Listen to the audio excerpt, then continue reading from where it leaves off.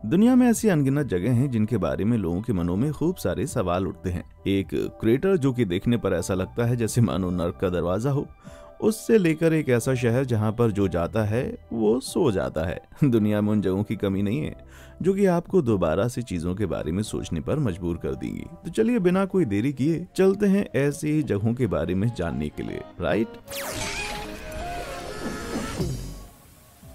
सेट्रेलिया के माइन। कभी सेट्रेलिया पेंसिल्वेनिया का एक बहुत बड़ा लोगों से भरा हुआ और खुशियों से चहकता हुआ शहर था, और ये वहां पर मौजूद कोयले की खान की वजह से था। लेकिन जिस कोयले ने इस शहर को बनाया था, उसी कोयले ने शहर का अंत भी कर दिया। मानिए या ना मानिए, आज भी ये शहर आग की लपटों से घिरा हुआ है। वो लोग जो कि बहुत ही हिम्मत वाले हैं और यहाँ पर जाते हैं, उनको काफी जगह पर जमीन के अंदर से आज भी धुआं निकलता हुआ नजर आता है। लेकिन आखिर ऐसा हुआ कैसे? चलिए बात करते हैं मई 1962 की, जब एक जंगल में छोटी सी आग लगने की वजह से जमीन के नीचे मौजूद कोयले ने आग पकड़ ली। ये कोयले की खान धीरे धीरे करके जलती गई और जल्दी ही पूरी की पूरी खान में आग लग गई थी। लेकिन ये बात तो 1962 की है, तो क्या ये आग आज भी जल रही है? इसका मतलब यहाँ पर कुछ 50 सालों से आग लगी हुई है, और ये बात बिल्कुल सच है। जैसा कि पता चला है, ये आग इतनी फैल चुकी थी और इतनी खतरनाक हो चुकी थी कि यहाँ पर रह रहे लोग इसको नहीं बुझा सकते थे। जैसे जैसे साल बीतते गए, इस शहर की जमीन गर्म होती गई और कई जगहों पर तापमान 900 डिग्री फ़ारेनहाइट से भी ज्यादा पहुंच गया। 1981 तक ये देखा गया था कि यहाँ पर मौजूद कब्रों पर भी आग लग गई थी और वो जमीन में दफन हो गई थी, और काफी जगह पर बड़े बड़े छेद हो गए थे जिसमें से कि धुआं निकलता था। 1992 में सरकार ने इस शहर को खरीद लिया और उस समय से इस शहर को खंडहर का दर्जा दे दिया गया। लेकिन अभी भी यहाँ पर 7 लोग रहते हैं जो कि इस शहर को छोड़कर जाने के लिए बिल्कुल राजी नहीं है। आज भी यहाँ पर आग जल रही है और उम्मीद की जा रही है कि यह आग कुछ 100 सालों तक तो जलेगी। तो अगर आप ऐसे ही दिलचस्प तथ्यों को सबसे पहले जानना चाहते हैं तो नीचे दिए गए लाइक और सब्सक्राइब के बटन को दबाना ना भूलिए। मैं हर दिन नया कंटेंट लाता हूँ, तो इसीलिए नोटिफिकेशन बेल आइकन को भी जरूर दबाएं ताकि आप कोई भी वीडियो मिस ना कर दें। चलिए, ये काम हो गया, अब आगे बढ़ते हैं। फ्लाई गीजर नेवाडा के ब्लैक रॉक डेजर्ट के किनारे पर एक अजीब सी दिखने वाली चीज है जिसके अंदर से उबलता हुआ पानी चारों तरफ गिरता है। शायद आपको भी देखने में कुदरत का कमाल लग रहा होगा, लेकिन नहीं, ये चीज इंसानों द्वारा बनाई गई है, पर जानबूझकर नहीं, एक्सीडेंट से। यह है एक फ्लाई गीजर जिसकी शुरुआत 90s में एक रेगिस्तान में कुआं खोदने की वजह से हुई थी। कुआं खोद रहे लोगों को जो पानी मिला वो उबलता हुआ पानी था। असल में ये एक जियोथर्मल साइट थी जो कि लगभग 200 डिग्री फ़ारेनहाइट तक धरती के बीच वाले हिस्से की वजह से गर्म हो चुकी थी। इस पानी के इतना गर्म होने की वजह से ना तो कोई इसको खेती के लिए इस्तेमाल कर सकता था और ना ही कोई इसे पी सकता था। इसलिए लोगों ने इसको ढकने का प्रयास किया। लेकिन 1964 में जब पुराने गड्ढे के बिल्कुल साथ ही में एक और गड्ढा खोद दिया गया तो ये पानी अलग अलग दिशाओं में उछलकर बाहर निकलने लग गया। इसी वजह से छोटे छोटे गीजर बनने शुरू हुए। लेकिन आज हमारे सामने मौजूद है ये 6 फीट लंबा गीजर। ये चीज बड़ी ही होती जा रही है क्योंकि इसके अंदर से निकल रहे पानी के अंदर कैल्शियम कार्बोनेट मौजूद होता है जो कि इकट्ठा होता जा रहा है। लेकिन ये मिनरल सिर्फ इसकी हाइट ही नहीं बढ़ा रहे, ये इसको और ज्यादा रंग बिरंगा और सुंदर भी बना रहे हैं। हालांकि ये चीज ज्यादा रंग बिरंगी इस पर मौजूद एल्गे की वजह से है जो कि अक्सर गर्म तापमान और पानी में पाया जाता है। लेकिन फिर भी मिनरल्स का कहीं ना कहीं हाथ जरूर है। सोचिए, अगर सारे कुदरत के करिश्मे इतने ही सुंदर होते तो। Gobekli Tepe. तो चलिए मैं आपसे एक सवाल पूछता हूँ, हमारे पूर्वजों ने सोसाइटी कैसे बनाई? एक्सपर्ट्स के मुताबिक पहले उन्होंने खेती बाड़ी सीखी, फिर उन्होंने कच्ची झोपड़ियां बनाई और उसके बाद जाकर पक्के घर बनाए। इसके बाद आए धर्म और कल्चर। सैकड़ों सालों तक यही माना जाता है कि इंसान इसी तरह आगे बढ़ रहे थे। लेकिन उसके बाद हमें मिला गोबेकली टेप जिसने कि सबको चौंका कर रख दिया। टर्की की सिटी ऑफ अर्फा से कुछ ही मील दूरी पर यह 12,000 साल पुराना मंदिर पाया जाता है। जैसा कि आप देख ही पा रहे हैं, इसके खंभों के ऊपर काफी तरह के चित्र बनाए गए हैं, जैसे कि ये शेर या ये चील और ये जो भी चीज है, शायद कोई पंछी। खैर, एक्सपर्ट्स का मानना है कि इस जगह पर लोग पूजा करने के लिए आते थे और इधर पाई गई चीजों में कम से कम नियोलिथिक स्ट्रक्चर से 6,000 साल पुरानी है। लेकिन जो चीज हम सबको परेशान कर रही है वो है ये जगह इंसानों के खेती बाड़ी शुरू करने से बहुत पहले बन चुकी थी। लेकिन ऐसा कैसे हो सकता है कि लोगों को जब तक खाने पीने का ही नहीं पता था वो उससे पहले ही भगवानों की पूजा कर रहे थे? इन सवालों ने लोगों को अब कुछ 10 सालों से दुविधा में डालकर रखा है। लोगों के मुताबिक शायद ये कोई ऐसी जगह है जहां पर फंक्शंस होते थे, या कोई ऐसी जगह जहां आत्माओं की पूजा होती थी और यहाँ पर शिकारी अपने डर को भगाने आते थे। कईयों का ये मानना है कि ये इस बात का सबूत है कि इंसानों को बहुत पहले ही चीजों की समझ आ चुकी थी और अभी तक हमें जितना एवोल्यूशन के बारे में मालूम है वो गलत है।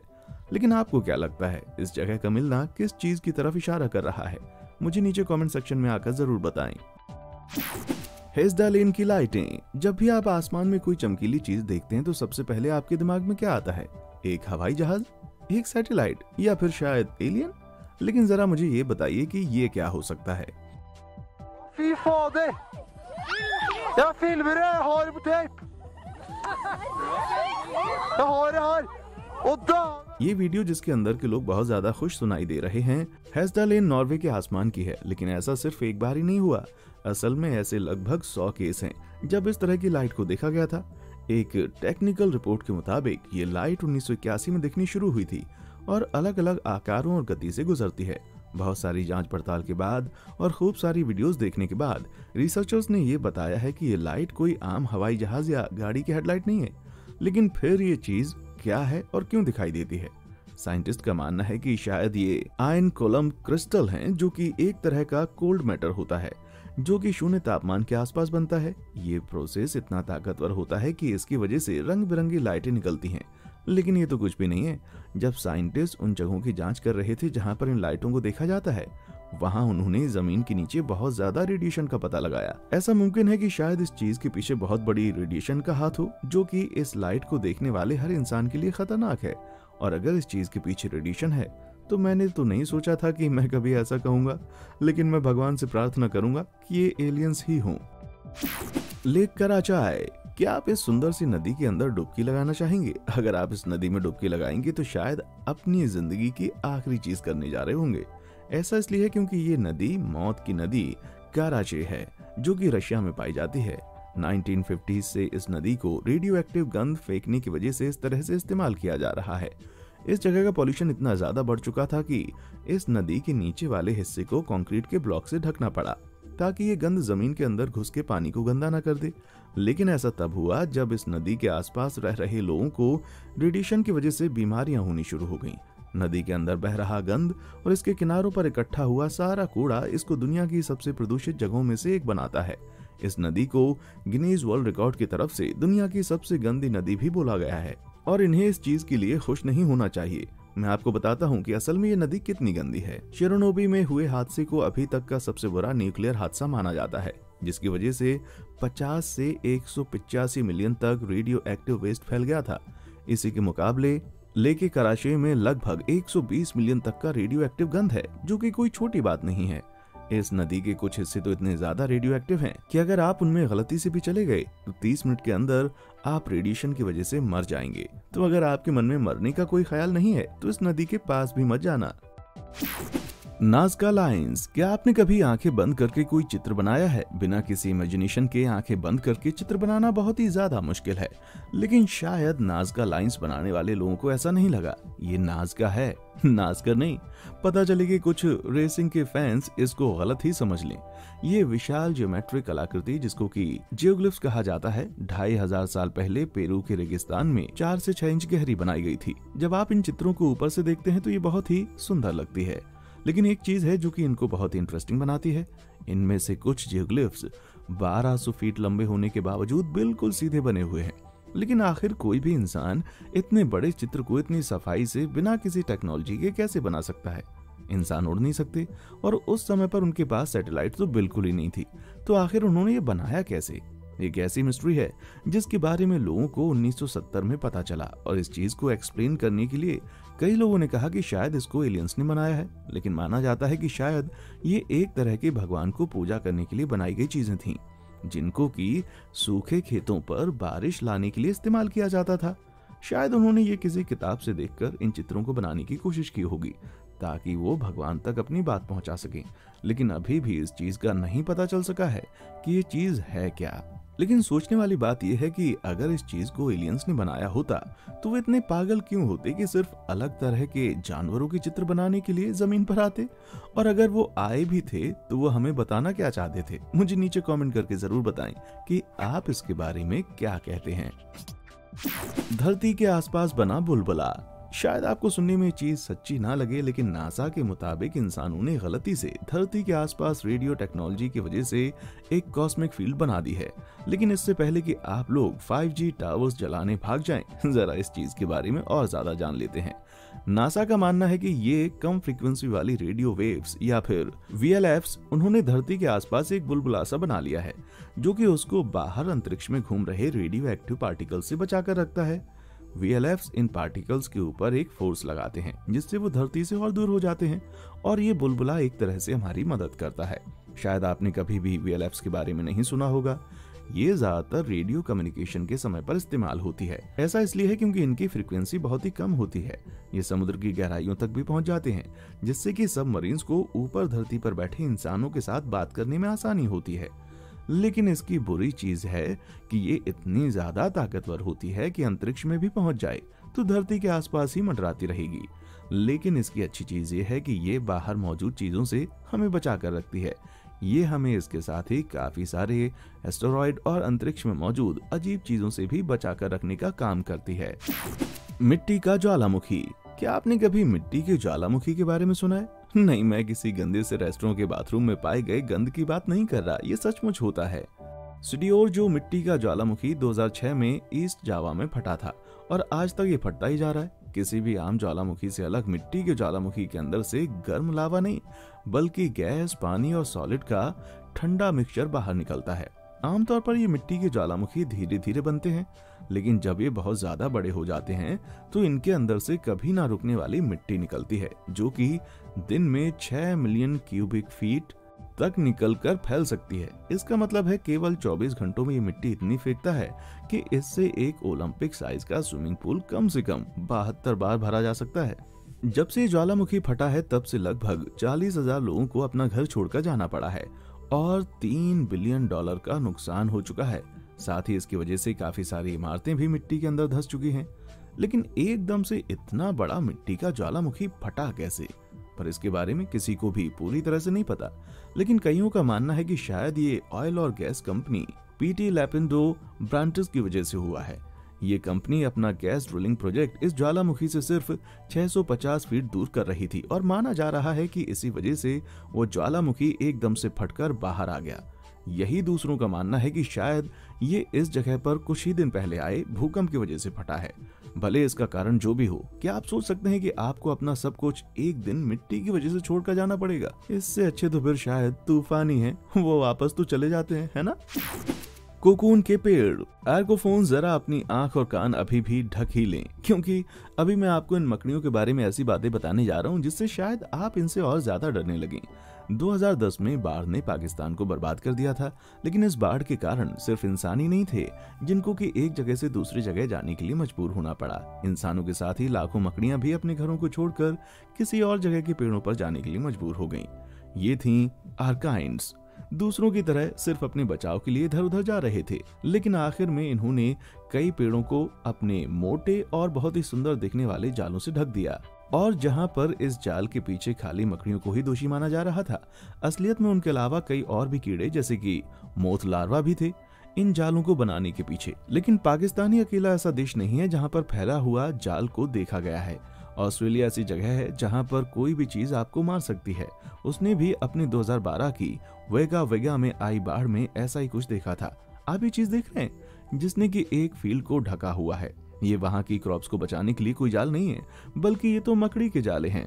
लिनीफिडे परिवार से आए ये मकड़ियां अपने जाल को हवा में छोड़ने के लिए जानी जाती हैं, जो कि उसको हवा के साथ थोड़ी दूर तक उड़ने में मदद करती हैं जब भी वो खतरे में होती है या फिर उन्हें दूसरी जगह पर जाना होता है।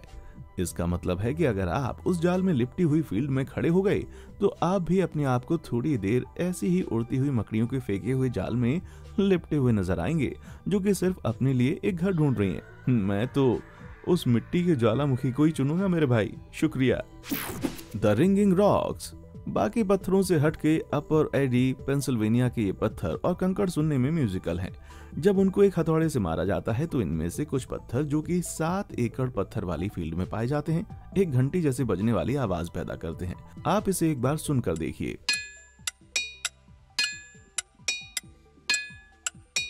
ये चीज हैरान कर देने वाली है ना। इस चीज में लोगों ने इतनी दिलचस्पी दिखाई है कि 1965 में एक साइंटिस्ट के ग्रुप ने यहाँ के कई पत्थरों को तोड़कर खोल दिया, सिर्फ ये देखने के लिए कि ऐसी क्या चीज है जो कि इनमें से ऐसी आवाजें निकल रही हैं। उन्होंने ये खोजा कि हर पत्थर कोई ना कोई आवाज निकालने के लायक होता है, लेकिन उनमें से कई इतने धीरे से बजते हैं कि हमारे कान उनको सुन नहीं पाते। कईयों का मानना है कि ये घंटी की तरह इसलिए सुनाई देते हैं क्योंकि ये बार बार बर्फ से जमने जैसी एक बहुत ही अलग प्रोसेस से बनते हैं। लेकिन असल में इसकी वजह क्या है, ये वजह तो अभी भी हमको पता नहीं। फिर भी ऐसे अलग अलग आवाजें पैदा करने वाले पत्थरों को मेरा शुक्रिया, क्योंकि इसका मतलब है कि हम इनसे एक म्यूजिकल धुन भी बना सकते हैं। जरा सुनिए।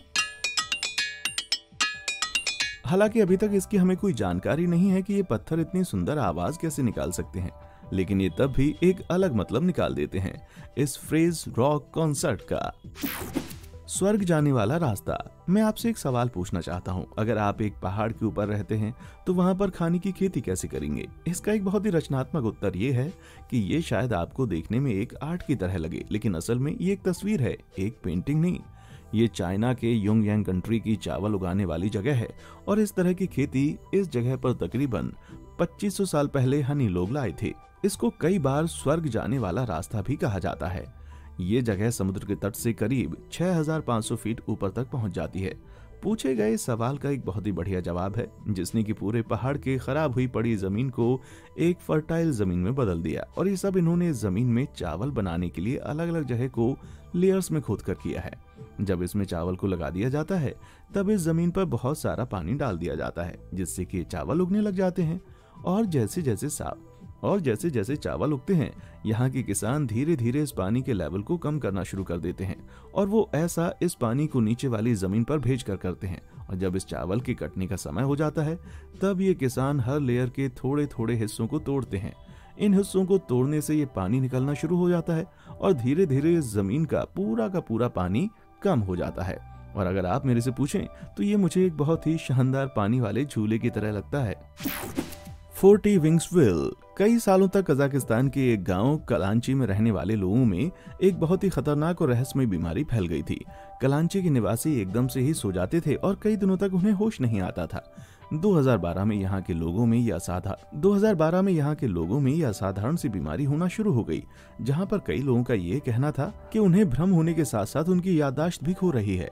और इसके कुछ ही महीनों के बाद तक बहुत ज्यादा लोग इस बीमारी की चपेट में आ गए और यहाँ तक कि एक वहाँ की रहने वाली बिल्ली को भी ये सोने वाली बीमारी हो गई। ये घटना इतनी बड़ी साबित हुई कि वहाँ की पुलिस और सरकार को भी इसकी छानबीन करनी पड़ी। क्या ये एक नए तरीके का ड्रग था, या शायद पानी जहरीला हो गया था, या शायद किसी तरीके का कोई बायो वेपन था? लेकिन एक एक करके हर टेस्ट का नतीजा नेगेटिव ही निकल कर आया। यहाँ तक कि रेडियो एक्टिविटी टेस्ट भी नेगेटिव ही आए। वहाँ के वैज्ञानिक इसके पीछे का कारण जानने के लिए बौखला रहे थे। तभी उन्हें एक बहुत ही महत्वपूर्ण लीड मिली। जो लोग इस बीमारी से पीड़ित थे उनके खून के टेस्ट में कार्बन मोनोऑक्साइड की मात्रा आम से काफी ज्यादा थी, जिससे कि उनके शरीर में कई महत्वपूर्ण अंगों जैसे दिमाग तक ऑक्सीजन अच्छे से नहीं पहुंच पा रही थी। ये देखकर वहां की सरकार ने सोचा खाली यूरेनियम माइन की वजह से हो रहा होगा, जिसमें से शायद कार्बन मोनोऑक्साइड बहुत ज्यादा स्तर पर लीक हो रही थी, जो कि पूरे शहर को जहरीला बना रही थी। जहां पर कई लोग इस कारण से सहमत थे, वहां पर वैज्ञानिकों ने इस कारण के अंदर भी कई गलतियां निकाल दी। ये माइंस 90s की शुरुआत से बंद पड़ी है और किसी भी चीज के जलने से कार्बन मोनोऑक्साइड तो निकलती है। इससे भी ज्यादा महत्वपूर्ण बात तो ये है कि ये सोने वाली बीमारी लोगों पर अपना असर क्यों कर रही है। जब ये माइन बंद हो गई है उसके तकरीबन 20 साल बाद ही क्यों? और इस सवाल के साथ जिसका कि उत्तर नहीं दिया गया, वहाँ के लोगों को अभी भी इस सोने वाली बीमारी के पीछे का राज नहीं मालूम। तो शायद हमें इधर सुनने के बाद ही इस राज का कुछ पता चले। नीला ज्वालामुखी। दिन में तो इंडोनेशिया के जावा में बसे कवालियन ज्वालामुखी के ऊपर का हिस्सा देखने पर किसी और आम ज्वालामुखी जैसा लगता है, लेकिन रात होते ही यहाँ पर कुछ बहुत ही ज्यादा अविश्वसनीय सा होता है। इस ज्वालामुखी में तो रात को अपनी नीली लपटों की वजह से जैसे जान आ जाती है, जो कि इस ज्वालामुखी के ऊपर के हिस्से में देखी जा सकती है, जो कि समुद्र तट से 9200 फीट की ऊंचाई पर है। हालांकि ये देखने पर ऐसा लगता है जैसे नीले रंग का ज्वाला ज्वालामुखी से निकल रहा है, लेकिन असल में जो यहाँ पर हो रहा है वो भी इतना ही जबरदस्त है। ये रहस्यमयी आग दिखाई देती है क्योंकि इस कावाजिन ज्वालामुखी के पास सल्फर की बहुत सारी खानें हैं जो कि गैस, लिक्विड और सॉलिड तीनों फॉर्म में मौजूद हैं। जैसे कि ज्वालामुखी के साइड्स में मौजूद क्रैकर्स और वेंट्स में से ये गैस निकलती है, वो हवा में मौजूद ऑक्सीजन के संपर्क में आ जाती है और इस ज्वालामुखी की गर्मी की वजह से जलने लग जाती है। बाकी फ्यूल से हटकर सल्फर कम तापमान पर जलते हुए नीली लपटें पैदा करता है, जिससे कि इस ज्वालामुखी के ऊपर गैस सुंदर दृश्य दिखाती है जिसमें कि सल्फर जलता रहता है। लेकिन ये सिर्फ रात को ही नजर आते हैं और जैसा कि आप सोच ही सकते हैं, लोगों ने इससे भी अपना फायदा करने का एक तरीका निकाला। ये सल्फर जलने के बाद एक पीली दिखने वाले पत्थर में बदल जाता है, जिसे पाना बहुत ही आसान है अगर आपको इस खतरनाक गैस के बीच में जाकर इसको लेकर आना सही लगता है। कई लोग सूरज की तेज किरणों से बचने के लिए रात को इस नीली आग से जलते हुए ज्वालामुखी के पास जाकर इसको लाना पसंद करते हैं, लेकिन ये खतरनाक गैस एक ज्वालामुखी के वेंट्स में से निकलती है। 1100 डिग्री फ़ारेनहाइट से भी ज्यादा गर्म होती है, जो कि इसको पूरी दुनिया में सबसे ज्यादा खतरनाक माइनिंग वाली जगहों में से एक बनाती है। क्या आप इतने बहादुर हैं कि आप इस जलते हुए वॉल्केनो को देखने आएंगे? मुझे कमेंट सेक्शन में आकर बताएं। और क्यों ना आप भी ज्वालामुखी को देखकर खुश होते लोगों की तरह वहां पर मौजूद लाइक और सब्सक्राइब का बटन दबाकर मुझे भी खुश कर दें। क्या आपके पिछले 10 मिनट का सबसे बेहतरीन निर्णय नहीं होगा ये? हूवर डैम जो कि ग्रेविटी को नहीं मानता। नेवाडा में एक ऐसा डैम है जो कि अजीब सी चीजों की वजह से पूरी दुनिया में मशहूर है। इस डैम को कोलोराडो रिवर के पानी को संतुलन में लाने के लिए बनाया गया था और ये ऊंचाई में 726 फीट लंबा है। इसका मतलब है कि इसकी हाइट 2 स्टैच्यू ऑफ लिबर्टी को इकट्ठा करने के बावजूद भी लंबी होगी। लेकिन जिस तरह से बनाया गया है उसकी वजह से इधर कुछ अजीब चीजें होती हैं। जरा इस तरफ देखिए।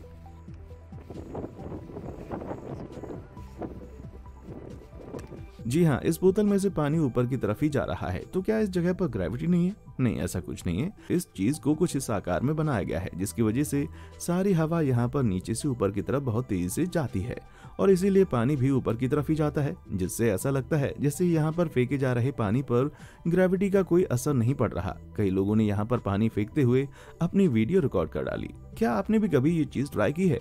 और अगर हाँ, तो क्या आपको कभी किसी भगवान जैसी फील आई? मुझे नीचे कमेंट सेक्शन में आकर बताएं। कांच की बीच। जब आप कांच के बीच के बारे में सुनते हैं तो शायद आपके दिमाग में यही आता होगा कि शायद उधर का पानी इतना साफ है कि वो बिल्कुल शीशे के जैसा दिखाई देता है। लेकिन कैलिफोर्निया के फोर्ट ब्रैग में हालात कुछ अलग हैं, क्योंकि यहाँ की बीच पूरी तरह से कांच से भरी है।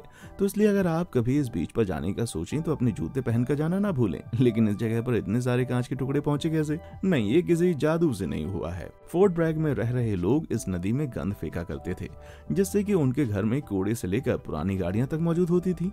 कई सालों तक गंद इकट्ठा होने के बाद इस नदी के अंदर ये गंद छोटे छोटे शीशे के टुकड़ों में टूट गया और पानी की लहरों की वजह से पत्थरों में बदल गया। लेकिन ये एक अकेली ऐसी बीच नहीं है जहां पर कि कांच के टुकड़े पाए जाते हैं। रशिया की यूसुरी बे बीच का भी यही हाल है, क्योंकि ये भी कभी एक डंपिंग साइट हुआ करती थी। लेकिन जैसे कि आप देख पा रहे हैं, धरती माँ ने हमारे कचरे को कैसे सुंदरता में बदल दिया। अब बस हमें थोड़ा सा और काम करके इन जगहों को टूरिस्ट डेस्टिनेशन बनाना है, लेकिन शायद उसको अभी काफी ज्यादा समय लगेगा। नर्क का दरवाजा। तुर्कमेनिस्तान के रेगिस्तान पर आपको बहुत सारी चीजें मिल सकती हैं, लेकिन आपने शायद ही कभी सोचा होगा कि आपको वहां पर एक आग से भरा हुआ गड्ढा मिलेगा। लेकिन ये ड्वार्स क्रेटर, जिसको कि नर्क का दरवाजा भी कहा जाता है, उसको देखने पर ऐसा लगता है जैसे शांत से वातावरण में न जाने किस शैतान ने इसको बना दिया। क्या ये सचमुच नर्क का दरवाजा है? सौभाग्य से नहीं। जैसा कि आप देख पा रहे हैं, ये सिर्फ 100 फीट गहरा है, लेकिन इसके पीछे एक कहानी जरूर छिपी हुई है। लगभग 50 साल पहले 1971 में माना जाता था कि एक कंपनी के ड्रिलिंग ऑपरेशन के दौरान कुछ हादसा हुआ, जिसकी वजह से गड्ढा बन गया जो कि 225 फीट चौड़ा था। इस कंपनी पर इल्जाम लगाया गया कि यहाँ पर नेचुरल गैस ढूंढने के चक्कर में उन्होंने इतना बड़ा गड्ढा कर दिया जिसके अंदर से खूब सारी गैस भी निकल गई। जब ये गैस बाहर आई तो इस कंपनी के लोग डर गए कि शायद यहाँ पर रहने वाले लोगों के लिए ये काफी हानिकारक हो सकती है, इसलिए उन्होंने इसको बंद करने के लिए वहीं पर आग लगा दी और उसको आग से जलाने की कोशिश की। लेकिन शायद उनको इस चीज का अंदाजा नहीं था कि ये गैस बहुत ज्यादा थी और जो आज कुछ हफ्तों तक जलेगी माना गया था, वो आज 40 साल के बाद भी चल रही है। हालांकि इस चीज की पुष्टि करने वाली हमें ऐसी कोई चीज नहीं मिली। आज तक किसी को नहीं पता चला कि असलियत में ऐसा क्या हुआ था जो वहां पर एकदम से इतना बड़ा गड्ढा बन गया। शायद कोई राक्षस सच में नर्क का दरवाजा खोलकर भूल गया क्या? शायद इसीलिए आज हम लोग बुरी चीजों से जूझ रहे हैं मुझे तो लगता है कि अब इसको बंद करने के लिए हमें कोई 225 फीट बड़ा ढक्कन ही लाना पड़ेगा और उसी से ये चीज अब रुक सकती है। क्या पता अभी राक्षस और क्या करें, आपको क्या लगता है? ऊपर बताई गई जगहों में से कौन सी जगह के बारे में सुनकर आपको सबसे ज्यादा हैरानी हुई? क्या आप कभी इनमें से किसी जगह पर गए हैं? नीचे कमेंट सेक्शन में आकर मुझे जरूर बताएं। और हाँ, देखने के लिए शुक्रिया।